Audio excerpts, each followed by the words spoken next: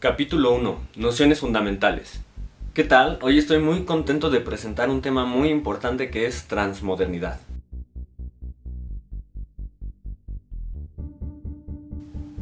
Para comprender qué es la propuesta de Dussel sobre la transmodernidad en su libro Filosofía de la Liberación, un libro que personalmente me ha cambiado muchísimo la vida, llegó en un instante muy preciso y desde que leí las primeras líneas ya me había comprometido emocionalmente con el libro. Desde Heráclito hasta von Clausewitz o H. Kissinger, la guerra es el origen de todo. Si por todo se entiende el orden o el sistema que el dominador del mundo, en el que el ejercicio de la razón cínica, controlada desde el poder y con los ejércitos. Estamos en guerra y por ello se trata del uso de la razón estratégica. Guerra siempre potencial del norte contra el sur. Estos que son los que la sufren de la guerra del Golfo o la ocupación de Somalia. Nuevo orden mundial para los que fabrican las armas. Existencia sangrienta para quienes son obligados a comprarlas y usarlas. El espacio como campo de batalla, como geografía estudiada para vencer estratégica o tácticamente al enemigo, como ámbito limitado por fronteras. Es algo muy distinto a la abstracta idealización del espacio vacío de la física de Newton o al espacio existencial de la fenomenología.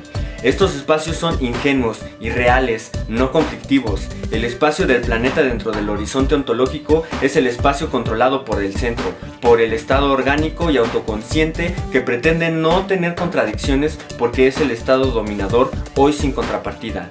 No hablamos del espacio del claustrófobo o del agorófobo, hablamos del espacio ético-político, el que comprende todos los espacios, los físicos existenciales, dentro de las fronteras y la competencia del mercado económico, en el cual se ejerce el poder bajo el control de los ejércitos.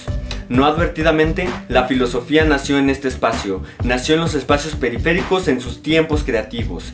Poco a poco se fue hacia el centro en sus épocas clásicas, en las grandes ontologías, hasta degradarse en la mala conciencia de las edades morales, o mejor, moralistas. Para comprender un poco más el sentido de las palabras de Enrique Dussel, vamos a hacer algunas anotaciones muy pertinentes. Hace un tiempo que leí La modernidad líquida de Bauman, tiene un par de años, y las cosas que menciona Bauman son fundamentales para poder comprender lo que es la modernidad. Sin embargo, algo que yo siempre recomiendo mucho es no solo leer un libro de un autor importante, sino leer varios y, si es posible, toda la obra. Para este efecto, he leído La globalización de Zygmunt Bauman. Esta ya tiene un poco más de tiempo, es más reciente que la he leído, e incluso salió primero Globalización que Modernidad líquida. Aquí es cuando nos menciona cuándo empieza el proceso de la globalización. La globalización es un acortar fronteras, es un acortar los recursos necesarios para la comunicación. Y hoy vivimos en la comunicación inmediata. Ve, por ejemplo, estás transmitiendo este video, lo estás reproduciendo a través de YouTube.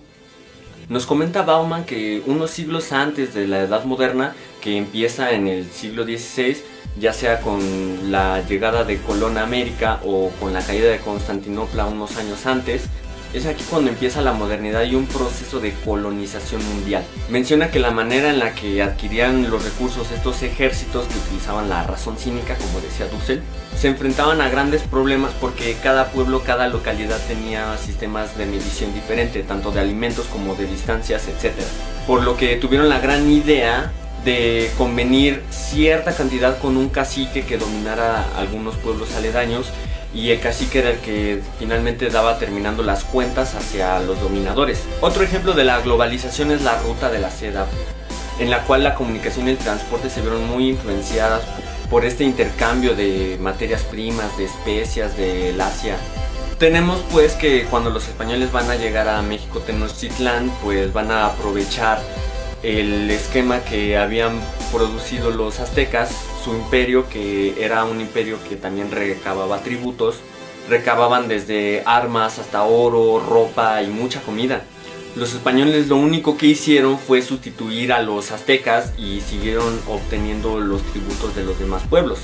Por eso es que la acción de España en América fue tan rápida y pudieron conquistar la mayoría del continente en muy poco tiempo.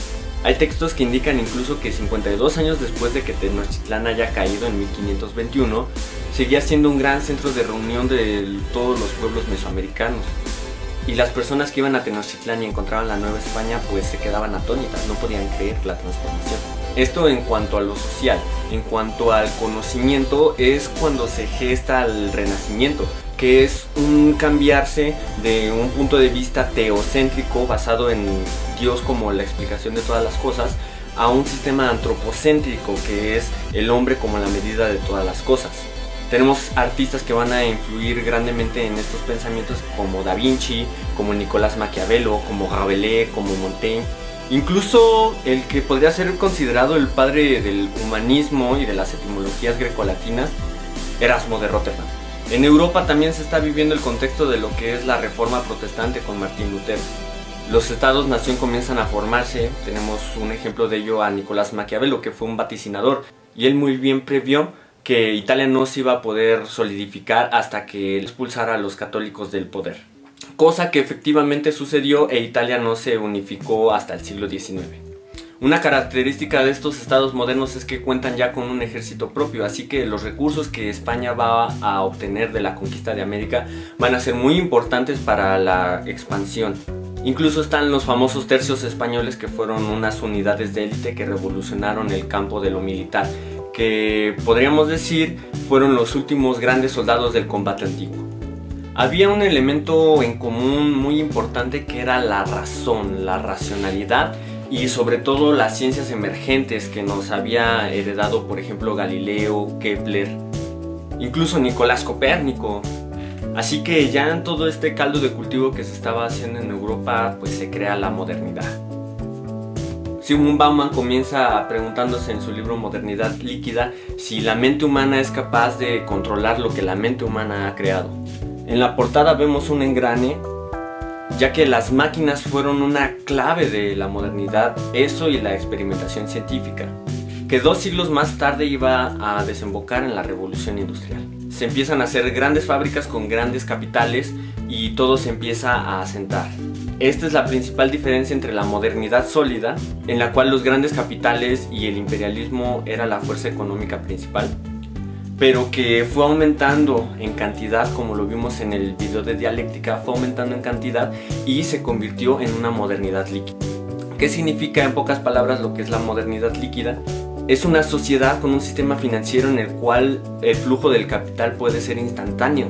Las élites mundiales pueden dejar en pobreza a un país con una sola transacción bancaria. Tenemos que cada vez nos deslocalizamos. Es decir, en la modernidad sólida había grandes fábricas que estaban asentadas y que estaban planeadas para durar muchísimos años. Pero ahora las inversiones se hacen donde haya una rápida recuperación del capital, de la inversión. Y sobre todo, velo en la tecnología, los aparatos inalámbricos, el internet. Zygmunt Bauman vaticinó un futuro en el cual hubiera pilas que vendían en los puestos para los celulares. Sin embargo, cuando fui leyendo esta lectura me daba cuenta que los datos que iba tomando eran de un mundo anglosajón, de un mundo europeo, de consumistas. La realidad en México es totalmente diferente. Nosotros somos los que están propicios a quedarse en la bancarrota. Más de la mitad de la población en México no tiene acceso a internet. Esto se traduce en que no tienen acceso al siglo XXI. Igualmente, en el plano de la educación, más del 50% de los estudiantes en nivel básico están fuera de las ciudades. Con lo que concluyo que Bauman tendrá muy buenos análisis, muy buenas perspectivas que nos pueden ayudar, sí, pero nuestro contexto es enteramente diferente. Se puede notar la era del vacío de Lipovetsky en la obra de Bauman, se puede notar la posmodernidad de Lyotard, pero es que esos solo son movimientos europeos, solo son descripciones sociológicas de Europa, como las de Gadamer, como las de Habermas. Incluso quiero volver atrás al autor Lyotard. Les leeré la contraportada de Filosofía de la Liberación. Filosofía de la Liberación anticipó la crítica al eurocentrismo y a la modernidad que en su momento Edward Said y J.F. Lyotard abordaron con gran detalle. Ofrece con lucidez un programa de investigación filosófica que descentra las referencias dominantes, levantándose contra el machismo, el fetichismo, la ideología pedagógica occidental y los fundamentalismos. Enrique Dussel fue primero que Lyotard, que los enfoques en los cuales Bauman basa su análisis. Si bien es importante entender la modernidad y cómo ha repercutido a diversas culturas, y aquí es donde yo recomendaría el concepto de cultura de Bolívar Echeverría, Es cuando comprendamos la cualidad de la modernidad y cómo nos propone Enrique Dussel que podamos adquirir ese núcleo de lo racional, de lo científico, de lo tecnológico y lo podamos insertar orgánicamente en nuestra cultura, dejando atrás el machismo, el fetichismo y la pedagogía occidental. Es así que nosotros vamos a transformar la esencia de la modernidad y es por eso que no nos colocaremos en una posición postmoderna, sino que más bien somos transmodernos.